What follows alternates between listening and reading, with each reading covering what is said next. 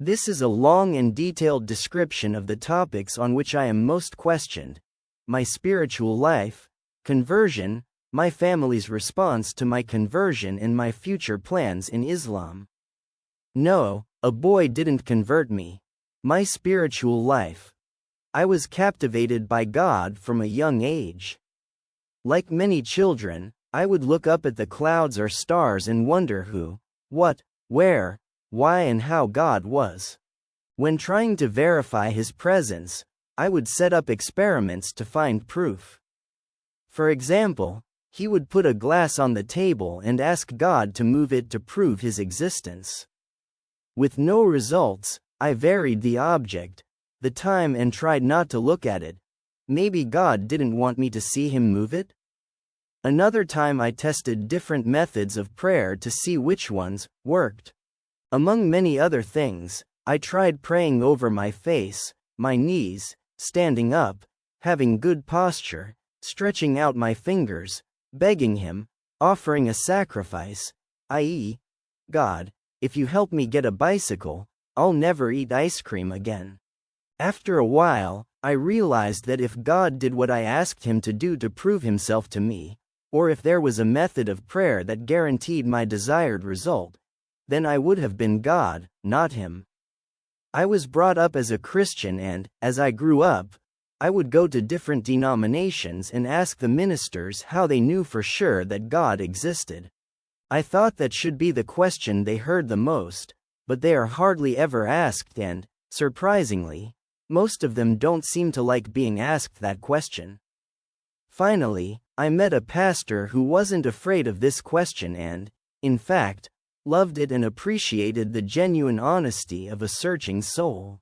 He was an intellectual, Rice University, summa cum laude, but more importantly, he was a highly spiritual individual. He answered every question I asked and introduced me to many spiritual theories and principles. He helped me transform my prayer life from childish behavior in which I asked God for everything as if my prayers were gifts on a wish list, to more mature meditative prayer and a follower who listens to God's guidance and follows His direction. My life was blessed by meeting him and his wife. I started teaching children in Sunday school when I was 16.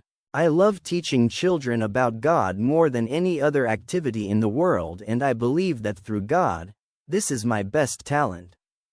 I have many funny stories about my teaching experiences. However, if I go into this now, this page, which is already very long, will become even longer. A year later, I was asked to start Christian leadership training. It was a valuable experience, because as well as learning additional valuable spiritual principles, I learned that pastors are taught in terms of the strengths and weaknesses of the argument for Christianity. This gave me a strong and unique grounding to argue about Islam in relation to Christianity.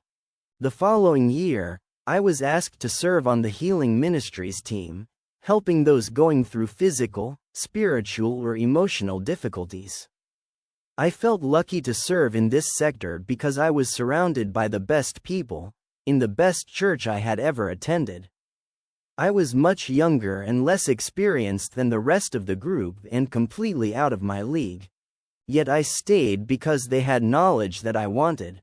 I always wanted to know what to say, and what not to say, to those in desperate circumstances. I decided that unless the rest of the team found out what was on my mind, I wouldn't say it.